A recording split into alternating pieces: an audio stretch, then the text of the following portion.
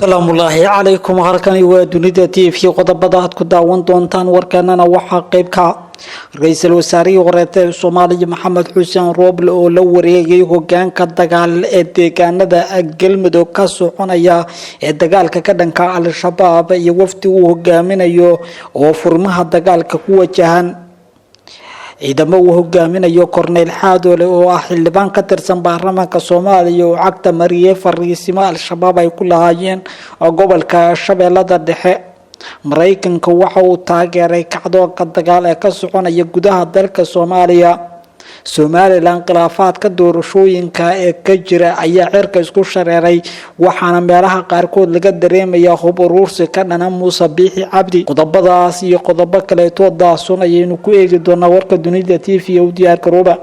haddii ay tahay markii ugu horeysay soo booqato abogana subscribe saarto YouTube-kan kana mid noqoto saaxiibada ku xiran mahadsanid aynu ku horeyno ra'iisul wasaarihii horeete Soomaaliya Maxamed Xuseen Rooble ayaa markii ugu horeysay u dhaqaaqay furimaha dagaalka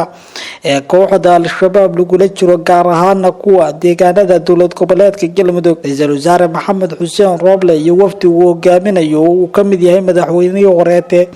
ee Galmudug Cabdikariin Xuseen Guuleed xildhibaano iyo mas'uuliyiin kale oo ka tirsan dowladda ayaa la sheegay inay tagi doonaan furimaha dagaalka ee gobolada Galgaduud iyo Mudug halkaas oo ciidamada dowladda gaabis xooggan uu ku yimid dhaqdhaqaaqyadii ay ka wadeen maalmihii ugu dambeysay qorshaha la xiriira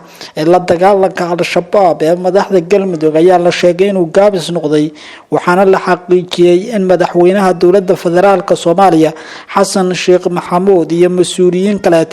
ay doonayaan in ay qayb ka noqdaan hawlgallada dalka ka soconaya si loo kordhiyo dagaalka lagula jiro kooxda shaha cusub ee la doonayo in hawlgalka ay ku hogaamiyaan Rooble iyo rag kale oo dowladda dhexe saaxiibo dowla ayaa loo arkaa inay tahay mid dowladda federaalka ay ku kalsoonaa weysay hawlgallada qorqor uu hogaaminayo taasoo loo arkay inuu fadhiid ka dhigay hawlgalladii ciidamada dowladda iyo dadka deegaanka tagitaanka iyo qorshaha dagaal ee ra'iisul wasaare Maxamed Xuseen Rooble waxaa sidoo kale la sheegayaa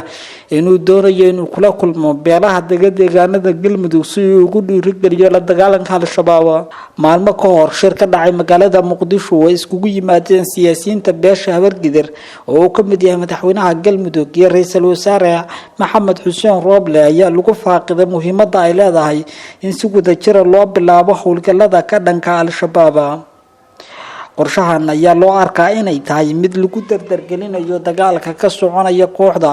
ee deegaanada dowlad goboleedka Galmudug halkaas oo maalmihii la soo dhaafay la sheegay in hoos u dhac uu ku yimid qorshaha dagaal ee ka dhanka kooxda waxaa la sheegay sidoo kale in deegaano ka tirsan gobolka Galgaduud gaar ahaan caasimadda Galmudug laga dejiyay boqolaal askari oo ka tirsan ciidamada gorgor iyo sidoo kale kuwa danab waxayna hawlgalka qayb ka noqonayaan iyagoo biritaaraya ciidamada deegaanka iyo kuwa militariga Soomaaliya dowladda federaalka Soomaaliya ayaa wada abaabul xooggan oo ka dhana kooxda isla markaasna waxaa xilligan socday abaabul ka socda dowlad goboleedyada qaarkood ciidamo ballaaran oo hogaaminayo Korneyl Xaadoole oo ah xildhibaan ka tirsan baarlamaanka golaha shacabka Soomaaliya ayaa la wareegay deegaano dhowr oo ka tirsan gobolka Shabeellada Dhexe Korneyl Xaadoole oo ah sargaal dhinaca dagaalka gaar ahaan militariga Soomaaliya ayaa dib u gashaday tuutihiisa dagaalka waxaana la sheegay inuu qayb ka noqonayo hawlgalka ciidamada dowladdu ay ka wadaan gobolka Shabeellada Dhexe xubno sarsare oo ka tirsan mas'uuliyiinta dowlad goboleedka Hirshabeelle ayaa sheegay in ciidamadu ay la wareegeen deegaano dhowr oo ka tirsan gobolkaasi kuwaas oo ay gacanta ciidamadu ku hayaan deegaanada ay ciidamadu la wareegeen uu hogaaminayo Korneyl Cismaan Xaadoole waxay dhammaantood hoos tagaan degmada Balcad ee gobolka Shabeellada Dhexe halkaas oo ciidamada dowladda federaalka Soomaaliya ay horey fariisimo ugu lahaayeen hawlgalkan waxaa sidoo kale qayb ka ah gudoomiyaha degmada Karaan Abshir Karaan gudoomiye ku-xigeenka amniga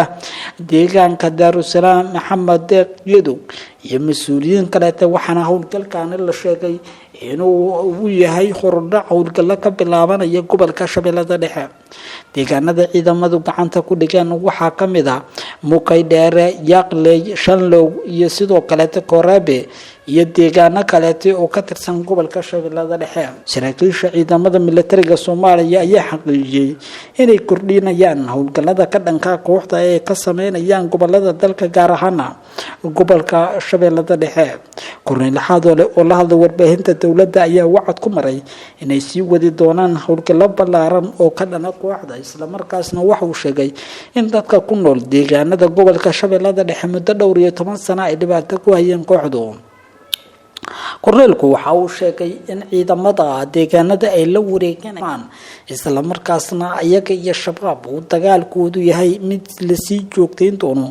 si loo wiiqo awoodda kooxda, isla markaasna deegaanadaasi looga xoreeyo si adeega dowladda loo gaarsiiyo. saraakiisha iyo madaxda dowladda federaalka Soomaaliya ayaa horay u sheegtay in dalka oo dhan laga sifeynayo kooxda al-shabaab oo muddo badan dhibaato ku hayay dadka Soomaaliyeed.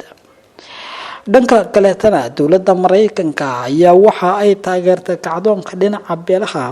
ee ka dhanka al-shabaab ee dalka ka soconaya. danjiraha Mareykanka oo qaabilsan arrimaha Soomaaliya Larry Andren ayaa waxa uu sheegay inay taageerayaan qorshaha dowladda federaalka iyo dadka deegaanku ay iskaga kaashanayaan dagaalka ka dhanka al-shabaab. danjire Larry ayaa shaaca ka qaaday in dowladdiisu ay taageerayso shacabka Soomaaliyeed ee howlgalka qaybta ka ah ciidamada xoogga dalka Soomaaliyeed si looga adkaado kooxda al-shabaab. wuxuu soo hadal qaaday dagaalka haatan ka socda gobolka Hiiraan, wuxuuna sheegay in culays lagu fiirsaday hal beel oo kaliya, isagoo intaasi ku daray in beelaha kale ee degan gobolkaasi ay indhaha ka fiirsanayaan dagaalka socda sida uu sheegay. safiirka Mareykanka ayaa guud ahaanba qabaa'ilada Soomaaliyeed ku booriyay inay iska kaashadaan sidii meesha looga saari lahaa dagaalka kooxda, isla markaasna loo burburin lahaa awoodooda. Soomaalidu waxay u dhaqmi doonaan midnimadooda ayay muujinayaan, waxayna muujinayaan inay yihiin dad Soomaaliyeed oo iska dhicin kara cadowga, isla markaasna iska sifeyn kara kooxda. safiirku wuxuu ballan qaaday in dowladda Mareykanku ay sii xoojinayso taageerada ay siiso dowladda federaalka iyo garab istaaga ay u muujinayso qaranka Soomaaliyeed, taas oo muhiim u ah hanaanka dowladnimada Soomaaliya. Mareykanku wuxuu ka mid yahay dowladaha ka qayb qaata dagaalka ka dhanka al-shabaab, waxaana ciidamada huwanta ka taageerayaan dhinaca cirka iyo duqeymaha ay ka fulinayaan goobaha al-shabaab ay ku sugan yihiin. waxay Mareykanku sheegeen inay sii jibaarayaan howlgalada ay ka wadaan gudaha Soomaaliya, gaar ahaan midka lagula dagaalamayo kooxda oo uu sheegeen in xilligan ay tahay mid muhiim ah. ciidamada danab oo Mareykanku tababaray ayaa door weyn ka qaadanaya howlgalka ka soconaya gudaha Soomaaliya, waxaana loo arkaa inay yihiin ciidamada ugu tababarka wanaagsan ee dagaalka kula jira kooxda, kuwaas oo ay cirka ka taageerayaan diyaaradaha Mareykanka oo loo arko sidoo kale inay yihiin kuwa saameyn xoogan ku yeeshay xoogagii al-shabaab ee dagaalada lagu jabiyay. warka ka daawanaysan Dunida TV waaga inta sidaas